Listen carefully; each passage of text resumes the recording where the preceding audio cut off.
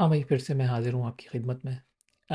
एक प्रॉब्लम जो मेरी नज़र से गुज़री, वो थी लोग जो ट्रैवल कर रहे हैं बग़ैर वीज़े के यूरोप के अंदर, तो उससे क्या इफ़ेक्ट हो रहा है, क्या प्रॉब्लम्स आ रहे हैं लोगों को और वो लोग ट्रैवल क्यों कर रहे हैं? इस बारे में बात करेंगे आज। चलते हैं।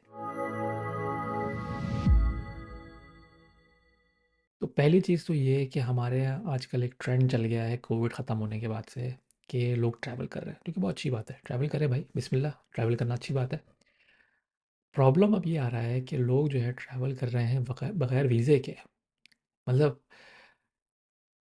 कहने का मकसद ये है कि उनके ऊपर वो लोग आए हुए हैं स्टूडेंट में। अब स्टूडेंट से जब लोग उन्होंने एक्सटेंशन के लिए अप्लाई किया है या वॉटेवर जो भी वीज़ा उन्होंने अप्लाई किया हुआ है और वीज़े का जवाब नहीं आया उनके पास, तो उनके पास कोई वीज़ा है नहीं।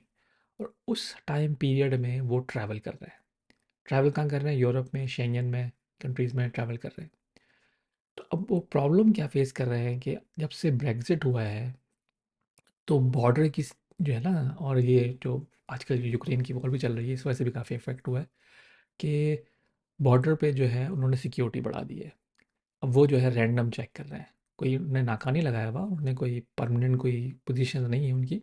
बस उन्होंने एक रैंडम चेकिंग चल रही है कि लोग आ रहे हैं जा रहे हैं, तो उनका ऐसे रोक के चेक कर लिया, भाई पासपोर्ट दिखाओ। तो अब हो उससे रहा है कि बहुत से लड़के जिन्होंने अब 2-3 साल से हो गए, 4 साल भी हो गए लोगों को वीज़ा अप्लाई किए हुए हैं, और अभी तक कोई जवाब आया नहीं है। तो वो परेशान हो रहे हैं, वो कह रहे हैं कि यार हम करें क्या? हम परेशान हो रहे हैं, अब मुश्किल में आ गए हैं। तो अब अ, तो अब उन्होंने ये काफ़ी लोगों को पुश पुश हो रहे हैं कि यार मतलब एटलीस्ट यूरोप ट्रैवल कर लेते हैं, चलो यार कोई नहीं, घूम फिर के आ जाएंगे। इतने टाइम से ट्रैवल नहीं किया, यूरोप घूम लेते हैं। स्विट्ज़रलैंड चले जाते हैं या एक्स वाई ज़ेड कहीं भी चले जाते हैं। तो अब जब वहाँ पे जब वहाँ जाते हैं, तो वहाँ पे पासपोर्ट अगर चेक हो गया आपका, तो वो देखते हैं भाई आप हो कहाँ के? पाकिस्तान से। आईडी दिखाओ। अच्छा भाई, आईडी दिखा दी। पासपोर्ट पासपोर्ट दिखाया। वीज़ा चेक किया, वीज़ा आपके पास है नहीं।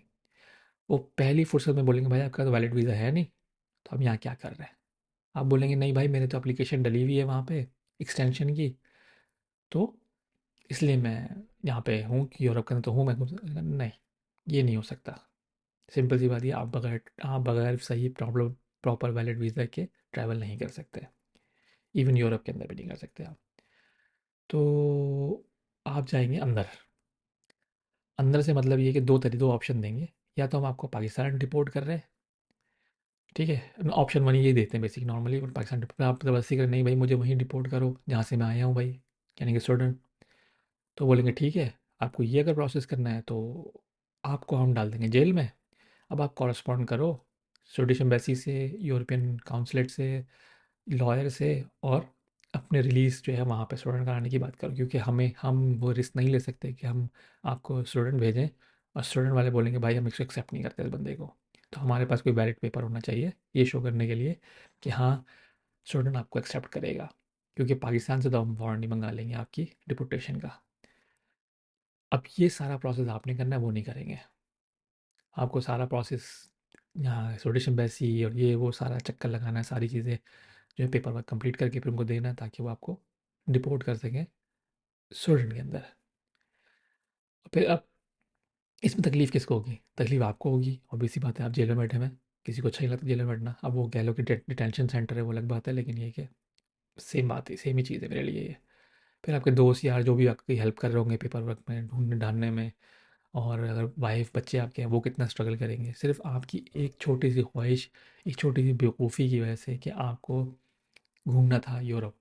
ऐसे ही तफरी में निकल रहे थे, कोई कोई वैलिड रीज़न भी नहीं था। और फिर एक और रीज़न भी आता है कि वो लोग निकलते हैं, कोशिश करते हैं निकलने की, जिनका बिज़नेस ट्रिप है, जॉब से जाना है उनको। अब जॉब से जाना है तो अगर आपके वीज़ा नहीं है तो आप मना कर दो डायरेक्टली कि भाई मैं नहीं जा सकता, क्योंकि इतना बड़ा रिस्क लेना बहुत बड़ी बेवकूफ़ी है। और आई डोंट थिंक कि जॉब वाले पुश करेंगे अगर आपका वैलिड वीज़ा नहीं है तो। कोशिश यही करें, किसी भी सिचुएशन में अगर आप हैं, वैलिड वीज़ा तो नहीं है तो आप ट्रैवल ना करें, यूरोप कोई भी कंट्री हो।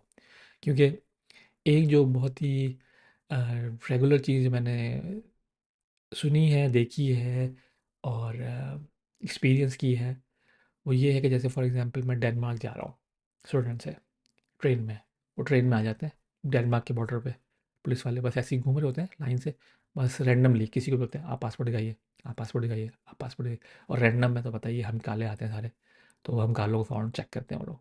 इसी तरह स्विट्ज़रलैंड में भी ऐसे ही है। जैसे ही आप अ, ईयू से शेंगन में जाएँगे, मतलब ये कि ईयू कंट्रीज़ से, क्योंकि स्विट्ज़रलैंड ईयू में नहीं है, शेंगन में है। तो अगर वो ईयू कंट्री से आप शेंगन कंट्री में जा रहे एंटर हो रहे होंगे तो फ़ौरन वहाँ ये स्विट्ज़रलैंड में आ जाते हैं, ट्रेन में आ जाते हैं, गाड़ियों को रोक के पूछते हैं भाई दिखाओ पासपोर्ट दिखाओ, पासपोर्ट दिखाओ, वीज़ा दिखाओ, आईडी दिखाओ, सब चीज़ चेक करते हैं। आप वहाँ फँस जाएँगे आप। फिर एक और तरीका है कि आप जाते हैं बोट में, ट्रैवल करते हैं, और ज़्यादा केसेस लड़के जो है बोट में ही फँसे हैं, जो मेरी इन्फॉर्मेशन है। वो फँसे इस तरीके से कि वो सोचते हैं बोट में तो कौन चेक करता है, वाक़ई कोई चेक नहीं करता, कोई रेगुलर चेकिंग नहीं होती बोट में।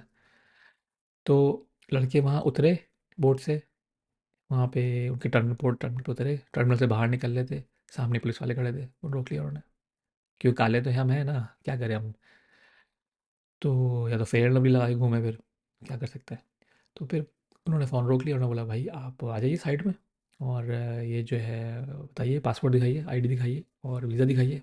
नहीं निकला वीज़ा, पकड़ लिए। किस कंट्री में रोका? लेटविया में, लिथुआनिया में, ऐसी कंट्रीज़ में रोका है। तो वही बरए मेहरबानी, शौक़ पूरे होते रहेंगे, लेकिन परेशानी बहुत ज़्यादा हो जाती है आपके आसपास के लोगों के लिए, आसपास के उठने बैठने वाले, और फिर आप एक एग्जाम्पल बन जाते हैं। तो अपने आप को एग्जाम्पल मत बनाओ भाई। सिंपल सा ये है कि अवॉइड करो, जब तक अवॉइड कर सकते हो। वो अलग बात है यार, इमरजेंसी है, पाकिस्तान जाना है, वो समझ में आती है, तफरी में मत जाओ यार, तफरी नहीं करो। और एम्प्लॉयर को भी मना कर दो, दोस्तों यारों को भी मना कर दो कि भाई मैं नहीं जा सकता, मेरा वीज़ा नहीं है। कोई स्विट्ज़रलैंड आज भी वहीं है और कल भी वहीं होगा, कोई ऐसी बड़ी बात नहीं, कोई चेंज नहीं होने वाला। तो अपना टाइम, अपने पैसे, अपनी एनर्जी, अपनी परेशानियाँ बढ़ाने के बजाय आप कोशिश यही करिए कि वीज़े का वेट करिए, और जैसे वीज़ा आ जाए वैसे ही आप बिल्कुल बिस्मिल्लाह निकल जाओ यार, जहाँ जाना है जाओ, कोई मसला नहीं है, किसने रोका है उसके बाद फिर। ठीक है, फ्रस्ट्रेशन है, बहुत टाइम से वीज़ा एक्सटेंशन में गया हुआ नहीं आया, लेकिन थोड़ा-सा और बर्दाश्त कर लो, इंशाल्लाह आ जाएगा वीज़ा जल्दी। बस यही थी छोटी सी चीज़ जो मैंने नोट की थी, और मैं चाहा कि लोगों को एटलीस्ट इस चीज़ के बारे में वो करूँ, वार्न कर दूँ कि भाई ऐसा ना करें।